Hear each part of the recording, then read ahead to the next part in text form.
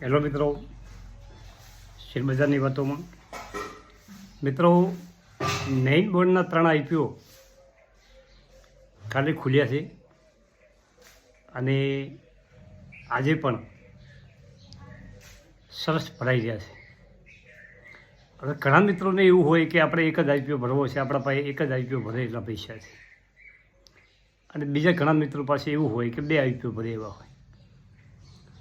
તો 3માંથી કયા આઈપીઓની પસંદગી પહેલી આપવી અને એનું કારણ જીએમપી, કયા આઈપીઓની જીએમપી વધારે, એના માટેનો વિડીયો આપણે 12 વાગ્યા પહેલાં આવી જશે. હવે કાલની બજારની વાત કਰਾਂ તો ગિફ્ટ નિફ્ટી 25,084 10 પોઈન્ટ સામાન્ય વધારા સાથે ચર્ચ થઈ ગયું છે. પરંતુ આજે આપણે જે સેક્ટરની વાત કરવાના છે એ સેક્ટરના શેરો 4 થી 5 શેરો જે સારા છે એ તમારી સામે મૂકવાના છે. અને એ સેક્ટર જોરદાર ગ્રોથવાળું સેક્ટર છે અને આ વિડીયો ફક્ત માહિતી માટેનો છે મિત્રો. હવે કાલના બજારની વાત કરો કે કાલે સેન્સેક્સ 81,425 323 પોઈન્ટ એટલે કે 0.40% વધારા સાથે બંધ રહ્યો 81,425 ઉપર. અને સેન્સેક્સના 30 શેરો પૈકી 17 શેર વધતા હતા અને 13 શેરમાં ઘટાડો હતો.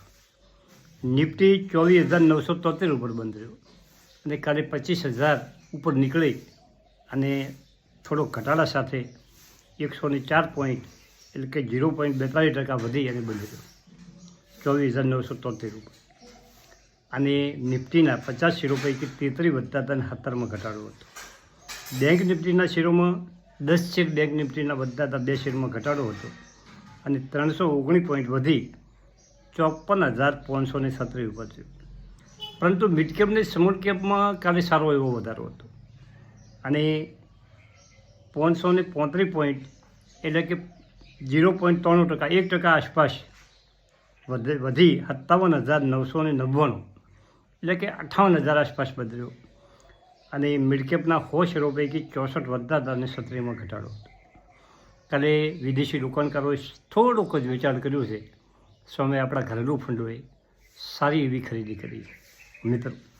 અને એનએસસી ઉપરના શેરો છે એમાંથી 1,792 શેર વધતા અને 1,083 શેરોમાં ઘટાડો હતો.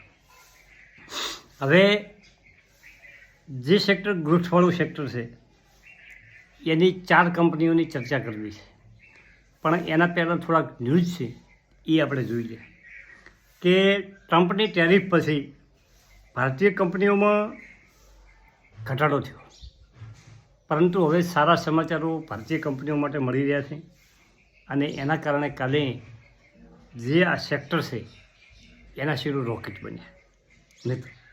અને ભારતીય સી ફૂડ ઉદ્યોગ એટલે કે સમુદ્રીમાં જે માછલીઓને જે પકડવામાં આવે છે એનો સી ફૂડ કહેવાય છે.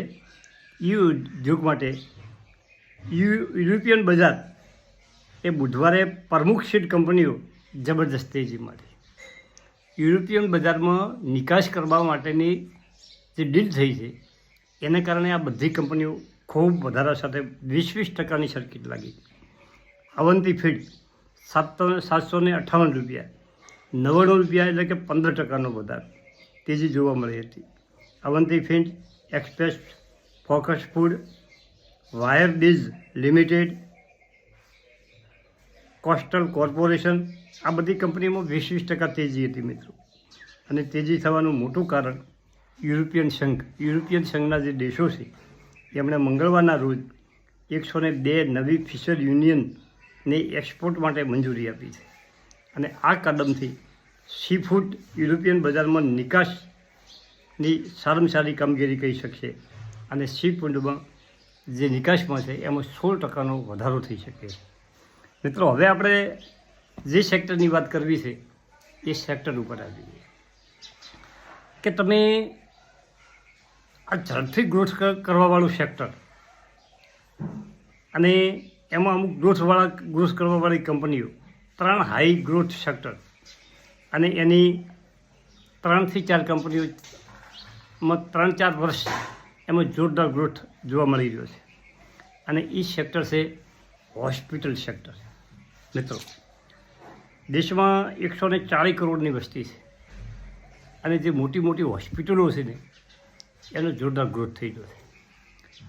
2 વર્ષ પહેલાં એક મારા સંબંધીને અમે લઈને એપોલો હોસ્પિટલ અમદાવાદ ગયા હતા મિત્રો.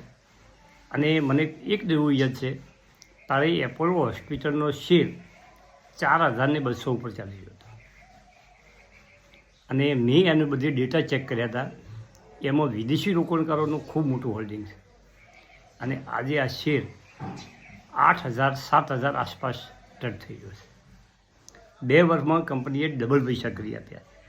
આ એપોલો હોસ્પિટલની વાત છે, પરંતુ આપણે બીજી 4 કંપનીઓની વાત કરવી છે. અને આ 4 કંપનીઓનું ક્લીન શોટ હું તમને મારા વિડીયોની પાછળ મૂકી રાખું છું. એટલે કંપનીઓનું તમને નામ જોવું હોય, તમે મની કંટ્રોલ કે બીજા કોઈ સ્કેનર ઉપર કે ગમે અહીંયા તમે એને ચેક કરી શકો છો. અને આ માહિતી માટેનો વિડીયો છે મિત્રો. પહેલી કંપની છે યથાર્થ હોસ્પિટલ. આ દિલ્હીમાં કામ કરે અને એની કઈ ઘણી બ્રાન્ચો છે. હવે આ કંપનીનું 798 રૂપિયા ઉપર ચાલી રહી છે અને એનું માર્કેટ કેપ છે 7,789 કરોડ. કંપની ઘણી મોટી નથી, ઘણી નાની નથી. બીજી કંપની છે કિમ્સ હોસ્પિટલ. આ બધી આ કિમ્સનું નામ આપણે અમદાવાદમાં પણ ઘણા સાંભળ્યું છે. એનો શેર ચાલી રહ્યો છે 755 રૂપિયા અને એનું માર્કેટ કેપ છે 30,217 કરોડ મિત્રો. અને ત્રીજી કંપની છે જીના શીખો મિત્રો. આ મારા માટે નામ નવું છે, તમારા માટે નામ નવું છે. હવે એનો ભાવ છે 762 રૂપિયા અને માર્કેટ કેપ છે 9,480 કરોડ. અને ચોથી કંપની છે યુની હેલ્થ મિત્રો. યુની હેલ્થ એક નાનામાં નાની કંપની છે. હવે એનો ભાવ ચાલે છે 167 રૂપિયા અને માર્કેટ કેપ કંપનીનું 258 કરોડ છે. એકદમ નાની કંપની છે, પણ એનો અભ્યાસ કરવો પડે. હવે વિજય કેડિયાને પણ આ સેક્ટર ખૂબ ગમે. જે હોસ્પિટલ સેક્ટર છે ને એ તમને તમારા પૈસા સવાયા તો કરી જ આપે દર વર્ષે. તમને 10-15-20% વળતર આ કંપનીઓમાં મળી શકે. પણ કંપની સારી ગ્રોથ કરવાવાળી કંપની હોવી જોઈએ, એનો પૂરેપૂરો અભ્યાસ કરવો જોઈએ. વિજય કેડિયાને પણ આ સેક્ટરમાં ખૂબ રસ છે. હવે જે આપણે યુની હેલ્થ છે નાની કંપની, એની થોડીક વાત કਰਾਂ તો એનું શેર કેપિટલ 15 કરોડ છે અને કંપનીની ફેસ વેલ્યુ 10 રૂપિયા છે મિત્રો. એટલે કે કંપનીએ 1.5 કરોડ 1 કરોડને 50 લાખ શેર બહાર પાડેલ છે. એટલે તમે સમજો કે 167.55 એનો ભાવ છે ગુણ્યા 1.5 એટલે બરાબર 258 કરોડ એનું માર્કેટ કેપ થાય છે. હવે બાકીના ડેટા, એનું શેર હોલ્ડિંગ પેટર્ન, એ દર ત્રિમાસિક ઓકળા કેટલા વધે છે, શું છે, એની કેટલી હોસ્પિટલો છે, કઈ સિટીમાં એ કામ ચાલે છે, આ બધું એનો અભ્યાસ કરવો પડે. નાની કંપનીની વાત છે. બાકી કિમ્સ, યથાર્થ હોસ્પિટલ, જીના શીખો, આ કંપનીઓ ઘણી મોટી નથી, ઘણી નાની નથી અને તમે એમાં નજર રાખી શકો, એનો વધારે અભ્યાસ કરી શકો. Thank you. આભાર.